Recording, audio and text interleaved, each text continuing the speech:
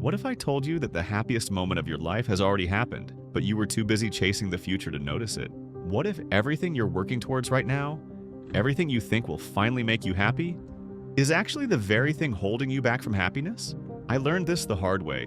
3 years ago, I hit rock bottom. Picture me at 3 a.m., Mountain Dew in one hand, phone in the other, ordering my fifth takeout that week. My room, well, my parents' basement, looked like a gaming cave.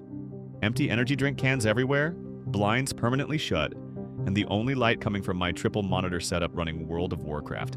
I weighed 265 pounds. My bank account?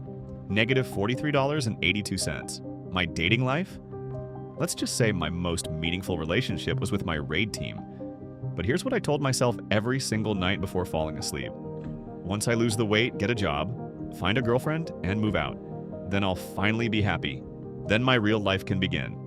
But then something clicked. I started small, really small, switched one Monster Energy for water, walked for 10 minutes around the block, applied for one job per day. Each tiny victory felt amazing. My heart would race every time I hit submit on a job application. I'd get this weird flutter of excitement when I managed to walk further than the day before. However, the real breakthrough came from the most unexpected place, my obsession with gaming. See, in World of Warcraft, I'd spend months grinding for the best gear.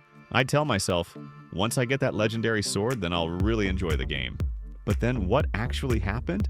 I'd get the sword, stand in Stormwind showing it off for a day, and feel nothing. The fun was never in having the gear, like it was in the adventure of getting it.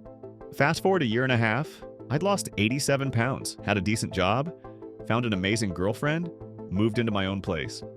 I was living the exact life I'd dreamed about in that basement. But then I felt this emptiness creeping in. The same emptiness I felt after getting that legendary sword. That's when it finally hit me. I was happiest during those first walks around the block, heart pounding, legs shaking. During those nerve-wracking moments before hitting send on a job application. Even during those awkward first conversations with girls, sweaty palms and all. The joy wasn't in reaching the goals, it was in pursuing them. Here's the mind-blowing part. You know those people you follow on Instagram? The ones with the perfect bodies, dream jobs, and seemingly perfect lives? I guarantee you they're either feeling that same emptiness or they're already chasing their next goal. Because that's the secret nobody tells you. There is no finish line. There's no point where you suddenly unlock permanent happiness. So what's the solution? Two things. First, always have something you're actively pursuing. Maybe it's learning to cook more than just microwave meals. Maybe it's finally reading that book that's been sitting on your nightstand. Maybe it's learning 3 chords on that dusty guitar in your closet. The size of the goal doesn't matter. Like, what matters is having something that pulls you forward.